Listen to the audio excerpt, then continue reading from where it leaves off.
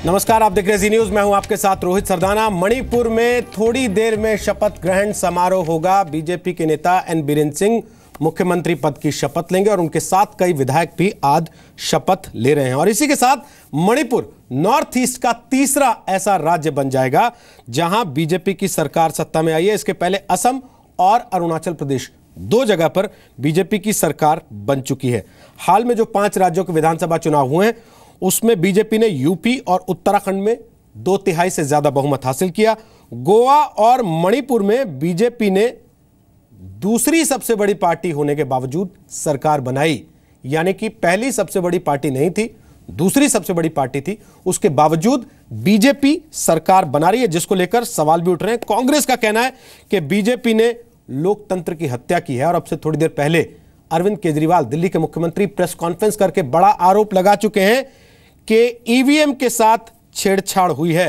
हालांकि केजरीवाल और मायावती दोनों ने अपनी अपनी सहूलियत के हिसाब से ईवीएम के साथ छेड़छाड़ के सवाल उठाए। इन सारे सवालों पर बात करने के लिए हमारे साथ केंद्रीय गृह राज्य मंत्री किरण रिजिजू इस वक्त लाइव मौजूद हैं। स्वागत है किरण रिजिजू आपका। वोटों की गिनती जिस दिन हो रही थी उस दिन भी आप हमारे साथ थे। वोटों की गिनती के बाद आज मणिपुर में जिस दिन आपकी सरकार शपथ ले रही है उस दिन भी आज हमारे साथ हैं। हम ये माने कि बीजेपी के लकी मैस्कट हैं आप। जब से आप आए हैं नॉर्थ ईस्ट में कम से कम बीजेपी का झंडा लगातार लहरा रहा है।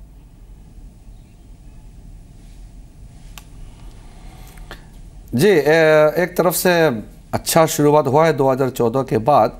पहले भी मैं सांसद बने थे, मगर 2014 के बाद जो लहर चला है मोदी जी का, वो पूर्वोत्तर में बहुत बड़ा असर पड़ा है।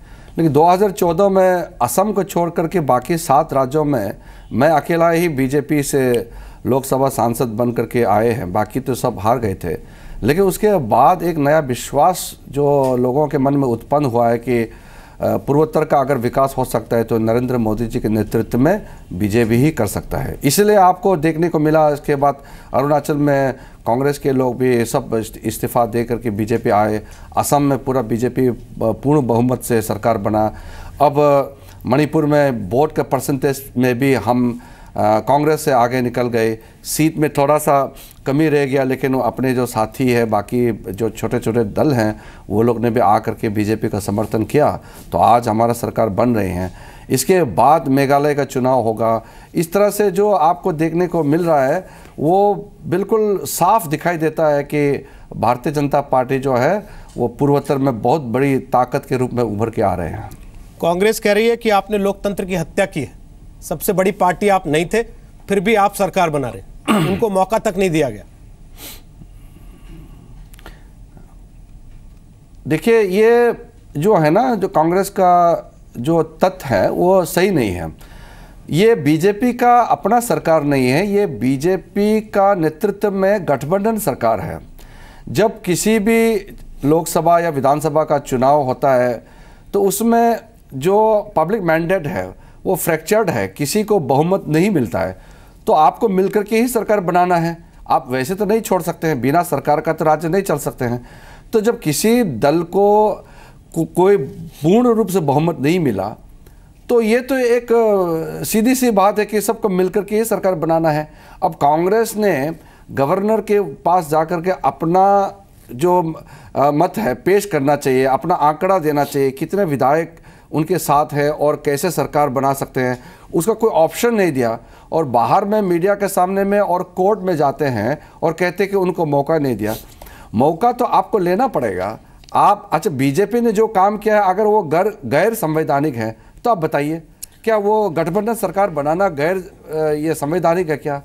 तो ये चीज़ जो है कांग्रेस को समझ में नहीं आ रहा है कि जो चीज़ उनको करना है वो नहीं करके कुछ और बातें को बना करके और बीजेपी को ब्लेम करना सही नहीं है। बीजेपी का दायित्व है अच्छा सरकार देना, और हमारे पास संख्या है, लोग एमएलए हमारे साथ जुड़े हैं, तो उस बल पर सरकार बना है। किरण रिजिजू, आपकी 2 बातों से मैं सहमत हूं। पोस्ट पोल अलायंस हो सकता है, इस बात से भी सहमत हूं कि बाकी दल आपके साथ आके जुड़ रहे हैं तो संख्या बल आपके पास ज्यादा है।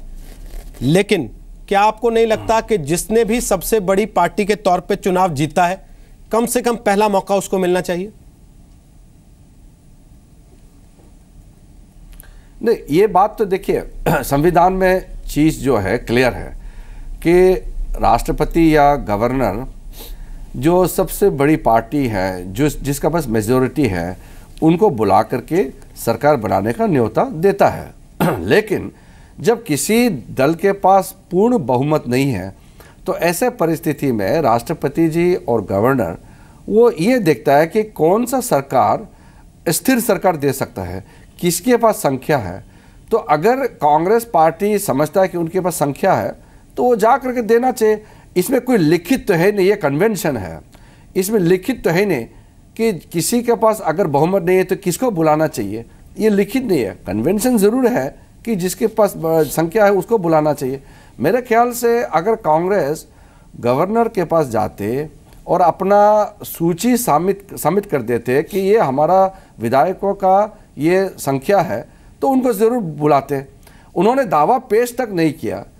मैंने यही कहा ना, इस बात को आप स्ट्रेस कीजिए कि सरकार बनाने के लिए आपको दावा पेश करना पड़ता है, और दावा पेश नहीं इसलिए किया कांग्रेस ने क्योंकि उनके पास संख्या नहीं है। इसलिए आज मणिपुर में भारतीय जनता पार्टी के नेतृत्व में जो सरकार बन रहा है वो संख्या के बल पर ही बन रहा है ना। वैसे बिना संख्या के तो हम सरकार बनाने का दावा तो नहीं कर रहे हैं, तो ये गैर संवैधानिक तो है नहीं बिल्कुल। लेकिन कल से किरण रिजिजू एक चुटकुला चल रहा है बहुत छोटा सा, मैं आपको सुनाना चाहता हूँ। कांग्रेस कहती है मेरे पास विधायक है, मेरे पास वोट परसेंटेज है, मैं सबसे बड़ी पार्टी हूं, तुम्हारे पास क्या है? बीजेपी का जवाब आता है मेरे पास राज्यपाल है। तो क्या आप राज्यपाल के कंधे से बंदूक चला रहे हैं? यह आरोप लग रहा है आपकी पार्टी पर। ये कांग्रेस पार्टी का आरोप जो है सरासर गलत है, क्योंकि आप वोट परसेंटेज भी देखें तो मणिपुर में कांग्रेस से ज़्यादा भारतीय जनता पार्टी का वोट परसेंटेज है। हमारा वोट परसेंटेज 36% से ज़्यादा है, कांग्रेस का 35 के आसपास है। इसलिए उस पे हम नहीं जाना चाहते हैं। हम तो नियम क्या कहते हैं, संविधान में क्या है, उस पे जाते हैं। संविधान बिल्कुल साफ है, जिसका पास संख्या है वही सरकार बनाएंगे। अब मणिपुर में 60 विधायकों का संख्या है और 60 में से जिसके पास 31 है वही सरकार बनेंगे। वो सीधी सी बात है। अगर कांग्रेस के पास 28 हैं और एक एमएलए ने भी उनके साथ छोड़ा तो उनके पास 27 है।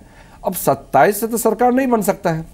संख्या के बल पर लोकतंत्र चलता है, संख्या के बल पर सरकार बनाते हैं। और भारतीय जनता पार्टी के पास पूरा संख्या आज सामने में आया है, तो हमारा जो सरकार बनाने का दावा है वो किसी भी रूप से आप उसको गलत नहीं ठहरा सकता है, ना ये गैर संवैधानिक है। ये बिल्कुल संविधान के स्पिरिट के अनुकूल है और इसको सब मिलकर के एक नया इतिहास भारतीय जनता पार्टी ने रचा है वहाँ पे मणिपुर में, कि पहली बार कि मणिपुर राज्य में भारतीय जनता पार्टी के नेतृत्व में सरकार बन रहे हैं। आपके विरोधी कह रहे हैं कि ईवीएम के साथ छेड़छाड़ हुई है। हालांकि अरविंद केजरीवाल को लगता है कि दिल्ली और बिहार में वो छेड़छाड़ नहीं हुई थी, पंजाब में हुई है। मायावती को लगता है कि वो पंजाब में नहीं हुई, दिल्ली बिहार में हुई थी कि नहीं हुई थी पता नहीं, लेकिन उत्तर प्रदेश में हुई है। अगर छेड़छाड़ की संभावना थी ही तो मणिपुर गोवा में भी करा ली जाती, फिर तो क्लियर तो रहता मैंडेट कम से कम।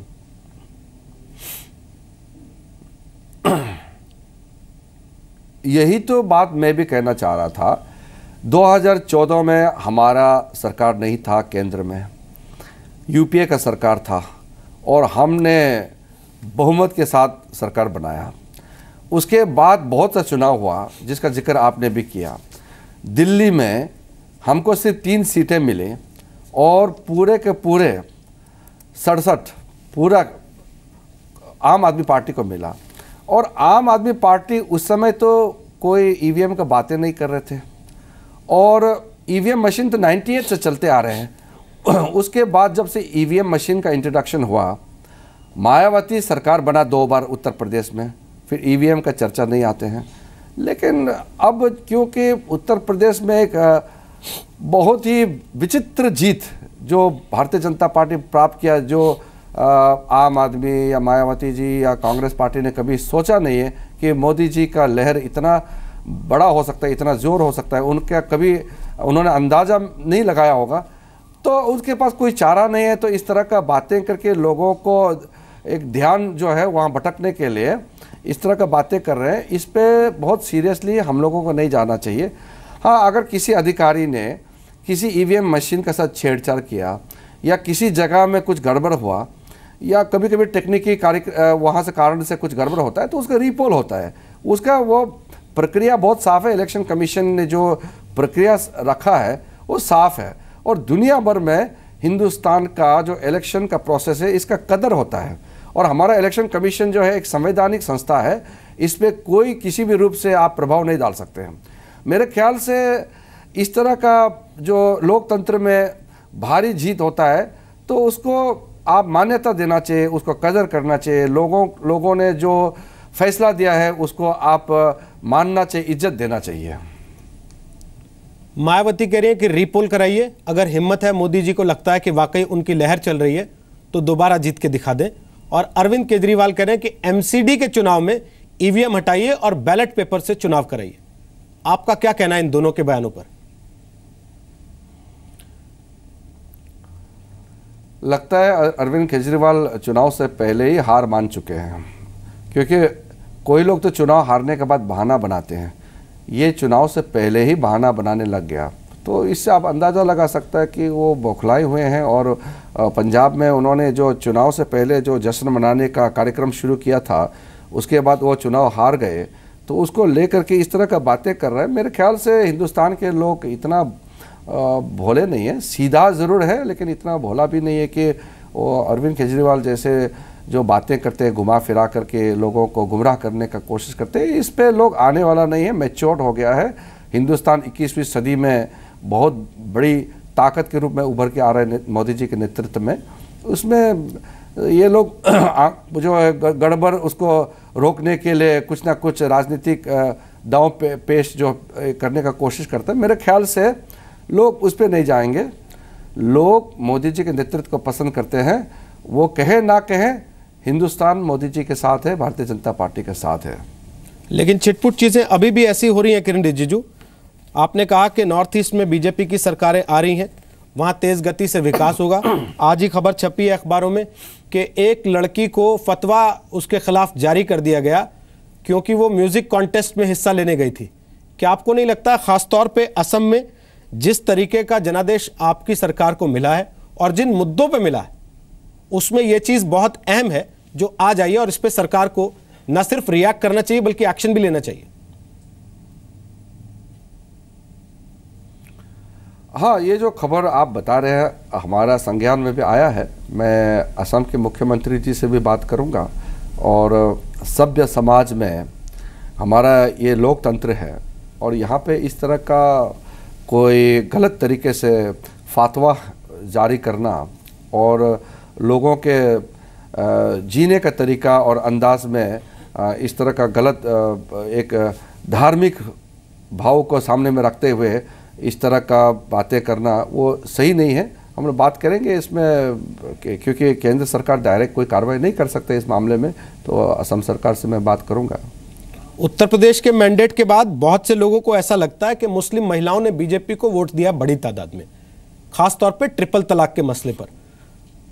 आपको इस बात का एहसास है कि अगर वाकई ऐसा हुआ है तो सरकार के ऊपर अब यह बहुत बड़ी जिम्मेदारी है और सरकार को इस पर जल्दी एक्शन में दिखना पड़ेगा?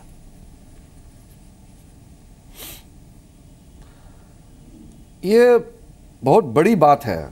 वैसे तो हमने टुकड़े में किसने किसको कितना वोट दिया उतना डिटेल अभी हाथ में नहीं है, लेकिन जो आप कह रहे हैं अगर वो सही है और ऐसा दिखता भी है, ये बहुत बड़ी उपलब्धि है देश के लिए। सिर्फ ये भारतीय जनता पार्टी के लिए नहीं है। एक देश में चाहे पुरुष हो, महिलाएं हो, चाहे कोई धर्म के हो, कोई जात के हो, सबको बराबर का दर्जा मिलना चाहिए। भारतीय जनता पार्टी का जो स्टैंड है वो बहुत ही क्लियर है कि चाहे वो हिंदू हो, मुस्लिम हो, कोई भी हो, आप आसानी से धर्म का आड़ में आप तलाक दे देते हैं तो उसमें उस महिला को जो इस कारण जो कठिनाई को झेलना पड़ेगा, समाज में उसको जो दर्जा मिलना चाहिए वो नहीं मिलता है, और वो उस कारणों से उसका ज़िंदगी बर्बाद हो जाता है, तो उसके लिए सोचना सरकार का जिम्मेदारी होता है। इसलिए भारतीय जनता पार्टी ने तो ट्रिपल तलाक को तो अपना एक स्टैंड जो देना चाहिए था वो क्लियरली पहले से दिया हुआ है, और उसी स्टैंड पे भारतीय जनता पार्टी चल रहा है। और उत्तर प्रदेश में जो ट्रेंड देखने को मिला है, इससे लगता है कि लोग मॉडर्न, लिबरल और एक नया हिंदुस्तान जो मोदी जी ने सपना देखा है, और नए हिंदुस्तान बनाने में सब ज़्यादातर लोग जुड़ना चाहता है, वो दिखता है। सर, इस पे स्टैंड से ज्यादा रोड मैप की जरूरत है, आपको नहीं लगता? क्या वो रोड मैप है आपके पास? नहीं, सरकार के पास रोड मैप तो है, क्योंकि जब प्रधानमंत्री जी ने घोषणा किया कि सबके साथ सबका विकास, तो हर वर्ग, समाज में हर वर्ग के लिए कोई ना कोई कार्यक्रम बना हुआ है। और आप बारीकी से देखेंगे, जितने भी कार्यक्रम पिछले 2.5 साल में हमारे सरकार ने लॉन्च किए हैं, उसका आप देखेंगे वो सबको कवर होता है। किसी को लेकर के कोई ये आशंका नहीं होना चाहिए कि कोई छूट रहा है, कोई नहीं छूट रहा है, और इसी में जुड़ रहा है। अगर महिला जुड़ रहा है तो भी वो देख रहा है कि मोदी जी का सरकार जो है हमारे लिए अच्छा सरकार है, और युवा हमारे साथ जुड़ रहा है तो उस युवा को लगता है कि हमारा भविष्य मोदी जी के सरकार वो हमारे लिए चिंता करता है।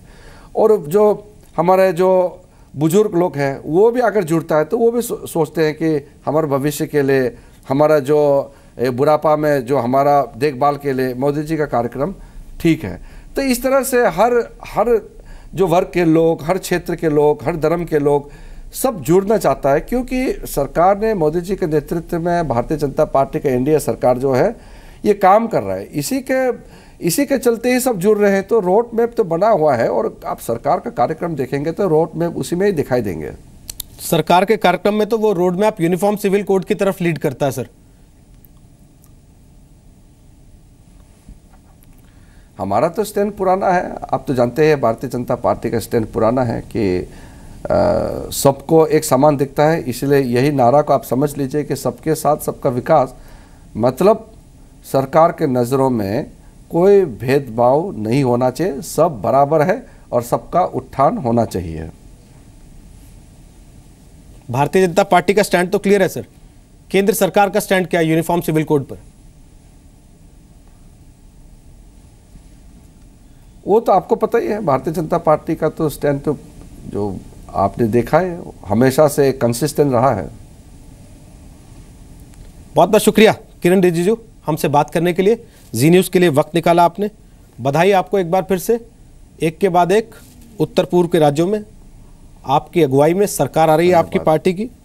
भले उस पर विपक्ष सवाल उठा रहा है, लेकिन ये बात भी सच है कि आज मणिपुर के मुख्यमंत्री शपथ ले रहे हैं। धन्यवाद किरण रिजिजू हमारे साथ थे, केंद्रीय गृह राज्य मंत्री।